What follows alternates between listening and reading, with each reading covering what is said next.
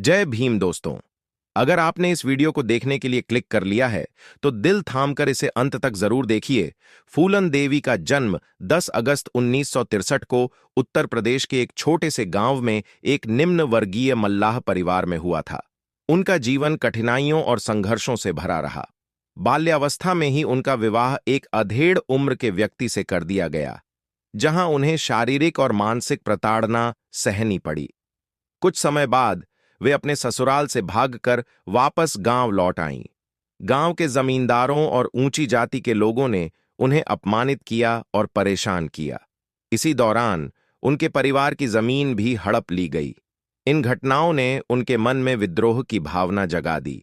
कुछ परिस्थितियों के चलते फूलन को डाकुओं के एक गिरोह ने अपने साथ ले लिया। इस गिरोह में उन्होंने पहली बार हथियारों से सामना किया। बाद में गैंग के अंदर भी उन्हें संघर्षों का सामना करना पड़ा। जब गैंग का नेतृत्व बदल गया तो उन्हें बेहमई गांव में ठाकुर समुदाय के दबंगों द्वारा अपहरण कर लिया गया। वहां उनके साथ अमानवीय दुर्व्यवहार हुआ, जिससे उनके भीतर बदले की आग भड़क उठी। कुछ समय बाद वे डाकुओं के एक नए समूह से जुड़ गईं और उन्होंने अपने अपमान का बदला लेने की योजना बनाई। 14 फरवरी 1991 को फूलन देवी ने अपने गिरोह के साथ बेहमई गांव पर हमला किया और 20 से अधिक ठाकुर पुरुषों की हत्या कर दी। ये घटना बेहमई कांड के नाम से प्रसिद्ध हुई, जिसने पूरे देश को हिलाकर रख दिया। इसके बाद सरकार ने उनके खिलाफ बड़े पैमाने पर अभियान चलाया। करीब 2 साल तक वे पुलिस से बचती रहीं, लेकिन अंततः 1983 में उन्होंने मध्य प्रदेश सरकार के सामने आत्मसमर्पण कर दिया। आत्मसमर्पण के बाद उन्होंने 11 साल जेल में बिताए। 1994 में उत्तर प्रदेश की सरकार ने उन पर लगे सभी आरोप हटा दिए और उन्हें जेल से रिहा कर दिया गया। रिहाई के बाद फूलन देवी राजनीति में आ गईं और 1996 में समाजवादी पार्टी के टिकट पर मिर्जापुर से लोकसभा चुनाव जीतकर सांसद बनी। वे गरीबों और दलितों के हक की लड़ाई लड़ने लगीं। उनकी छवि एक नायिका और दलितों की आवाज के रूप में उभरी।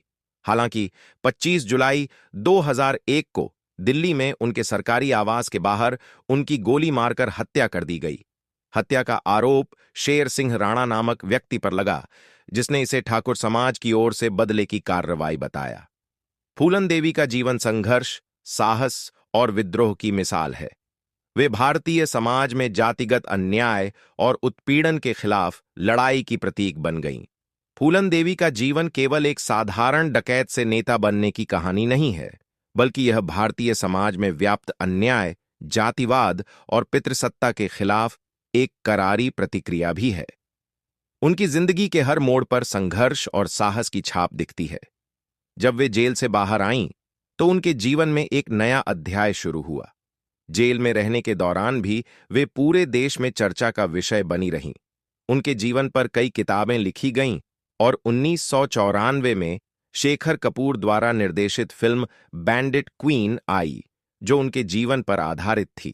इस फिल्म ने उनकी छवि को और अधिक चर्चित बना दिया, लेकिन फूलन देवी ने फिल्म के कुछ दृश्यों पर आपत्ति जताई और इसे अपनी प्रतिष्ठा के खिलाफ बताया। राजनीति में आने के बाद भी उन्हें कई विरोधों और विवादों का सामना करना पड़ा। ऊंची जातियों के कुछ समूह उन्हें अपराधी मानते थे, जबकि वंचित तबके के लोग उन्हें अपनी आवाज के रूप में देखते थे। सांसद बनने के बाद भी उन्हें कई बार धमकियां मिलीं, लेकिन उन्होंने सामाजिक न्याय की लड़ाई जारी रखी। उनकी हत्या भारतीय राजनीति और समाज के लिए एक बड़ा झटका थी। उनकी मृत्यु के बाद उनके समर्थकों ने न्याय की मांग की, लेकिन यह घटना जातिगत संघर्षों के लंबे इतिहास का एक और अध्याय बनकर रह गई। फूलन देवी की कहानी आज भी प्रासंगिक है। उनका जीवन हमें यह दिखाता है कि अत्याचार और अन्याय के खिलाफ खड़े होने की हिम्मत किस तरह से बदलाव ला सकती है।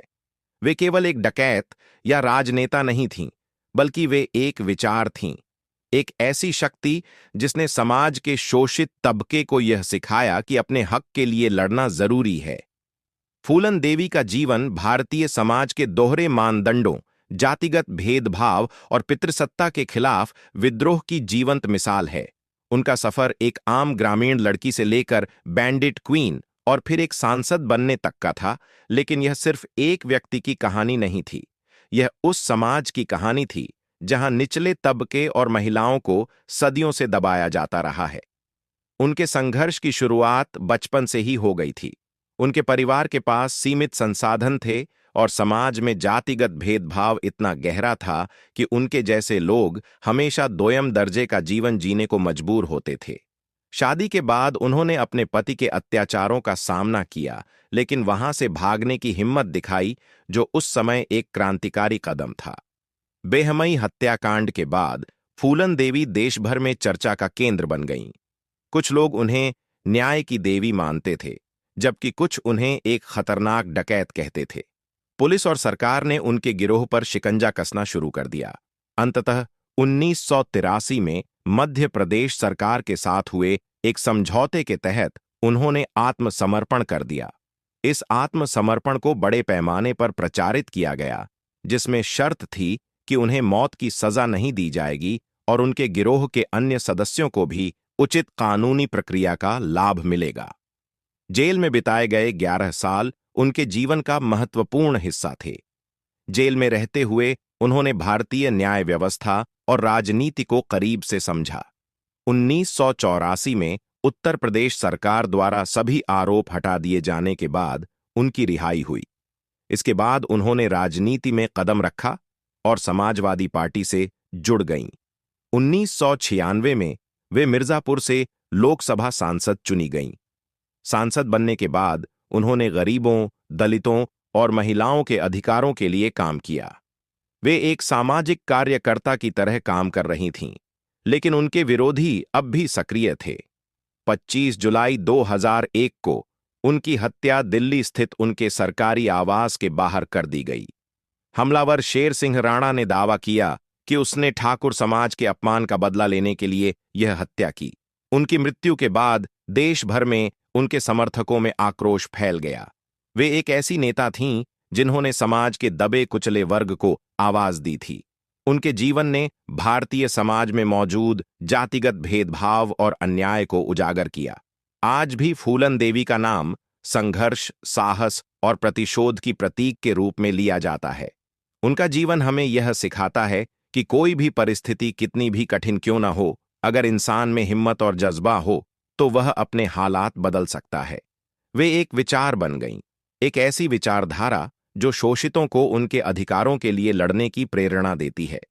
फूलन देवी की कहानी केवल एक महिला डकैत की नहीं है, बल्कि यह भारतीय समाज के उन अंधेरे पहलुओं को उजागर करती है जहां जातिवाद, लैंगिक भेदभाव और शोषण गहराई से जड़ें जमाए हुए हैं। उनका पूरा जीवन अन्याय के खिलाफ संघर्ष और बदले की आग में तपने की गाथा है, जो उन्हें एक आम ग्रामीण लड़की से बागी, फिर नेता और अंततः एक शहीद तक लेकर गई। समाज द्वारा अस्वीकारिता और विद्रोह। फूलन देवी का जन्म मल्लाह जाति में हुआ था, जो उस समय के समाज में निम्न मानी जाती थी। उनके परिवार को गांव के प्रभावशाली ठाकुरों द्वारा लगातार अपमान और शोषण का सामना करना पड़ा। यह सामाजिक भेदभाव उनकी पूरी जिंदगी को प्रभावित करता रहा। एक किशोरी के रूप में उन्होंने अन्याय का विरोध किया, जिसके कारण उन्हें कई बार अपमानित किया गया और शारीरिक प्रताड़ना सहनी पड़ी। जब वे डाकुओं के गिरोह में शामिल हुईं, तब भी उनके संघर्ष समाप्त नहीं हुए। डकैतों के समूह में भी जातिगत भेदभाव मौजूद था। कुछ समय बाद जब गैंग का नेतृत्व बदल गया तो ठाकुर डकैतों ने उन्हें पकड़ लिया और बेहमई गांव में उनके साथ भयानक अत्याचार किए।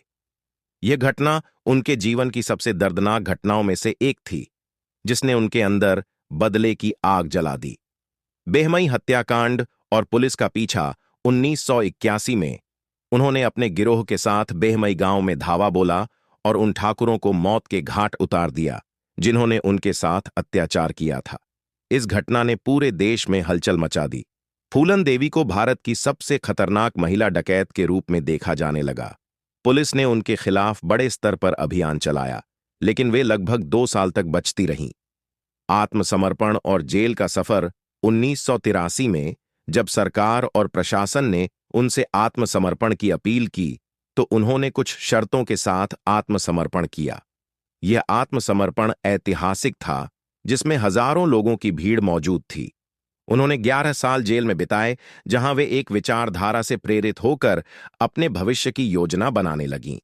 राजनीति में प्रवेश और नया संघर्ष 1994 में, जब उत्तर प्रदेश सरकार ने उनके ऊपर लगे सभी आरोप हटा दिए, तो वे जेल से रिहा हो गईं। इसके बाद उन्होंने समाजवादी पार्टी का हाथ थामा और 1996 में मिर्जापुर से लोकसभा चुनाव जीतकर सांसद बनी।